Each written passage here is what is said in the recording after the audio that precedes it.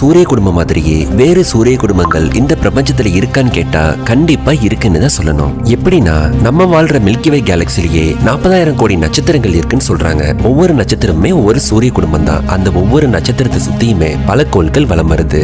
இது மாதிரி நம்ம பிரபஞ்சத்துல கோடிக்கணக்கான கேலக்சிஸ் இருக்கு. அந்த ஒவ்வொரு கேலக்சிஸ்லுமே நம்ம பால்வெளி அண்டத்துல இருக்க மாதிரி பல கோடி சூரிய குடும்பங்கள் இருக்கும். அதுலயும் நம்ம மனிதர்கள் மாதிரி வேற விதமான உயிரினங்களும் வாழ்ந்துட்டு இருக்கலாங்கிறது தான் உண்மை. குவாசர், அதென்ன குவாசர்னு கேக்குறீங்களா? ஒவ்வொரு விண்மீனோட மையத்திலையும் ஒரு மிகப்பெரிய கருந்துளை இருக்கும். கேலக்சியை தான் தமிழ்ல விண்மீன் சொல்லுவாங்க. எடுத்துக்காட்டா நம்மளோட மில்கிவே கேலக்சியோட மையத்துல மிகப்பெரிய கருந்துளை இருக்கு. இந்த மாதிரி கருந்துளையோட மையத்துல இயக்கப்படுற மிகப்பெரிய ஒளிரும் செயலில் உள்ள விண்மீன் கருவைத்தான் குவாசர்னு சொல்றோம்.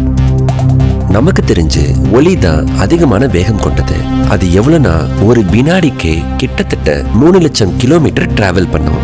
இந்த வேகத்துல டிராவல் பண்ணுனா ஒரு நொடிக்கு நம்ம பூமியை 7.5 தடவை சுத்தி வரலாம். இப்படிப்பட்ட ஒளியின் வேகத்தை விட நம்மனால அதிக வேகமா பயணிக்க முடியுமான்னு கேட்டா முடியாதுன்னு தான் சொல்லணும். ஏன்னா இயற்பியல் விதிப்படி எந்த ஒரு நிறை கொண்ட பொருள்னாலையும் ஒளியின் வேகத்தை விட வேகமாக பயணிக்க முடியாது. ஆனா நம்ம பிரபஞ்சத்துல பெருவெடிப்பு ஏற்பட்டப்ப ஒளியின் வேகத்தை விட அதிக வேகமா விரிவடைஞ்சிச்சுன்னு சொல்றாங்க. உங்களுக்கு எதுவும் ஐடியாஸ் இருந்தா நம்ம கமெண்ட்ல ஷேர் பண்ணுங்க. காஸ்மிக் மைக்ரோவேவ் பேக்ரவுண்ட் ரேடியேஷன் அப்படின்னு ஒன்று இருக்காங்க. அது என்னன்னா நம்ம பிரபஞ்சம் உருவானப்போ மிகப்பெரிய வெடிப்பு ஒன்று ஏற்பட்டிருக்கு. அதை பெரு வெடிப்புன்னு சொல்றாங்க.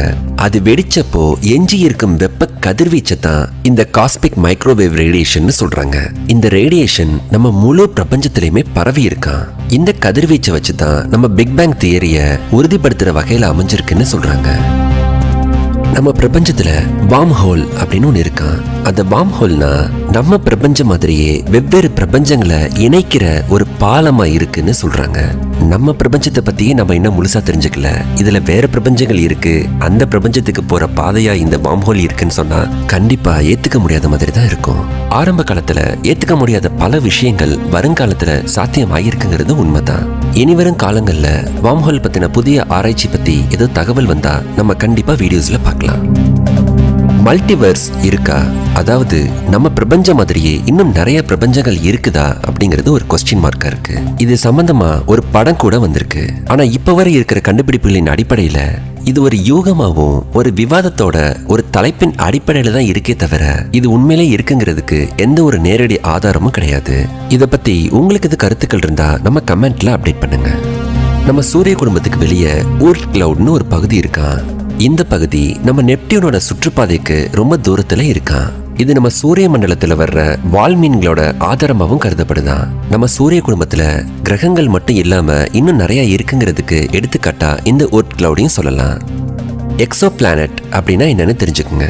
நம்ம சூரிய குடும்பத்துக்கு உள்ளே இருக்க கோள்களை பிளானட்னு சொல்றோம். அதுவே நம்ம சூரிய குடும்பத்துக்கு வெளியில இருக்கிற நட்சத்திரங்களை சுத்தி வர்ற கோள்களை எக்ஸோ பிளானட்னு சொல்றோம். இந்த வகையில பாக்குறப்போ நம்ம சூரிய குடும்பத்தை தாண்டி எந்த ஒரு பிளானட்டை நம்ம கண்டுபிடிச்சாலும் அது எல்லாமே எக்ஸோ பிளானட் தான். கைப்பர் பெல்ட்னா என்னன்னு தெரிஞ்சுக்குங்க. நம்ம சூரிய குடும்பத்தில் இருக்கிற நெப்டியூனோட சுற்றுப்பாதையும் தாண்டி ரொம்ப தூரத்தில் இருக்கிற சூரிய மண்டலத்தோட ஒரு பகுதி தான் இந்த கைப்பர் பெல்ட். இது நம்ம புளூட்டோ சைஸ்ல இருக்கிற ஏராளமான பனிக்கட்டியிலான கோள்களின் வீடாவும் இருக்கான். அப்ப நம்ம புளூட்டோ மாதிரியே இன்னும் சின்ன குள்ள கிரகங்கள் நிறைய இருக்கான்னு கேட்டா இருக்குன்னு தான் சொல்லணும். நம்ம சூரிய குடும்பத்துல பூமியை தவிர இன்னும் சில கோள்கள் இருந்தாலும் மற்ற கோள்கள்ல நம்மளால உயிர் வாழ முடியாது. அது ஏன் யோசிச்சிருக்கீங்களா? சில பேத்துக்கு இதோட விடை தெரிஞ்சிருந்தாலும் தெரியாதவங்களுக்கு சொல்றேன். அதாவது நம்ம சூரியன்ல இருந்து சரியான தொலைவுல ஒரு கிரகம் இருந்தா மட்டும்தான் அந்த கிரகத்துல உயிரினங்கள் வாழ முடியும்.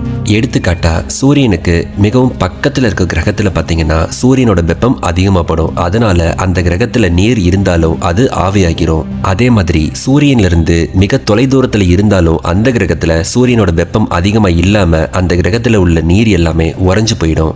நம்ம பூமி சூரியன்ல இருந்து சரியான தொலைவில் இருக்கனால அதிக வெப்பமாவும் இல்லாம அதிக குளிர்ச்சியாவும் இல்லாம கரெக்டான சூழ்நிலையில இருக்கு. இதனாலதான் உயிரினங்கள் நம்ம பூமியில மட்டும் வாழ முடியுது. இதை வச்சுதான் உயிர்கள் வாழ தகுதியான கிரகத்தை தனித்தனியா பிரிக்கிறாங்க.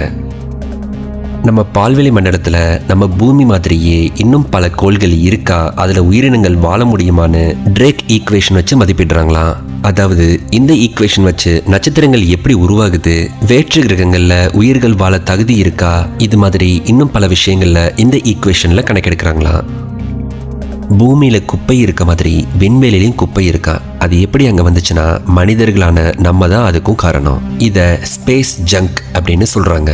அதாவது பழைய செயற்கைக்கோள், செயலிழந்த ராக்கெட் நிலையங்கள், அப்படி இல்லைன்னா செயற்கைக்கோளோ ராக்கெட்டோ வேற எதிலையாச்சும் மோதி அதுல வெடிச்சு சிதறின பாகங்கள், குப்பைகள் மாதிரி விண்வெளியிலேயே இருக்குமா.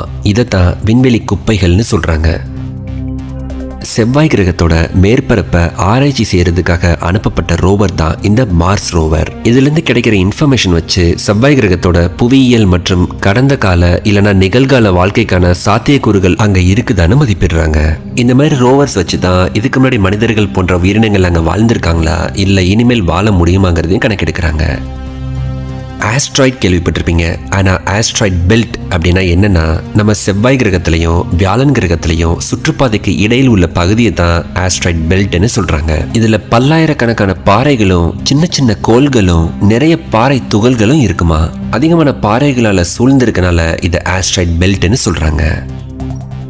நட்சத்திரங்கள் எப்படி இறக்குதுன்னா ஒவ்வொரு நட்சத்திரமுமே ஒவ்வொரு மாதிரி இறக்கும். அதாவது ஒவ்வொரு நட்சத்திரத்தோட நிறைய பொறுத்து அது ஒவ்வொரு மாதிரி இறக்குது. எடுத்துக்காட்டா நம்ம சூரியன் மாதிரி இருக்கிற நட்சத்திரங்கள் அதிக நிறை கொண்டதா இல்ல. அதனால அதோட எரிபொருள் சீக்கிரமாவே தீந்து போய் அதோட இறுதி காலத்துல வெள்ளை குள்ளனாக மாறிடுது. அதாவது ஒயிட் வாஃப்னு சொல்லுவாங்க, அப்படி மாறிடும். அதே மாதிரி பெரிய நட்சத்திரங்கள் அதோட இறுதி காலத்துல சூப்பர் நோவாவை வெடிச்சு அதுக்கப்புறம் நியூட்ரான் ஸ்டாராக மாறிடுது. அதை விட இன்னும் கொஞ்சம் பெரிய நட்சத்திரங்கள் சூப்பர் நோவா வெடிச்சதுக்கு அப்புறம் பிளாக் ஹோலாக மாறிடுது. அதனால ஒவ்வொரு நட்சத்திரமுமே அதோட இறுதி காலத்துல அதோட நிறைய பொறுத்து தான் என்னவா மாற போகுதுங்கிறத கணிக்கிறாங்க. நட்சத்திரங்களுக்கு இடையில டிராவல் பண்றது தான் இன்டர்ஸ்டெல்லர் டிராவல்னு சொல்றாங்க. இன்னும் தெளிவா சொல்லணும்னா நம்ம சூரியனுக்கு பக்கத்துல இருக்க நட்சத்திரம் பேரு ஆல்பா சென்டாரி. இந்த நட்சத்திரத்துக்கு இப்ப நம்ம டிராவல் பண்ணி போறோம்னா நம்ம நட்சத்திரத்துக்கும் அந்த நட்சத்திரத்துக்கும் இடைப்பட்ட டிராவலை தான் இன்டர்ஸ்டெல்லர் டிராவல்னு சொல்றாங்க. ஆனா நமக்கு பக்கத்துல இருக்க நட்சத்திரமே 4 ஒளியாண்டுகள் தூரத்தில் இருக்கனால மனிதனால ஆயிரக்கணக்கான வருஷங்களா டிராவல் பண்ணா மட்டும்தான் அந்த நட்சத்திரத்துக்கு போய் ரீச் ஆக முடியும். ஒருவேளை ஸ்பேஸ் ஷிப்லயே மனிதர்கள் நூற்றுக்கணக்கான தலைமுறைகளா வாழ்ந்தா மட்டும்தான் அந்த இடத்துக்கு போய் நம்ம ரீச் ஆக முடியும்.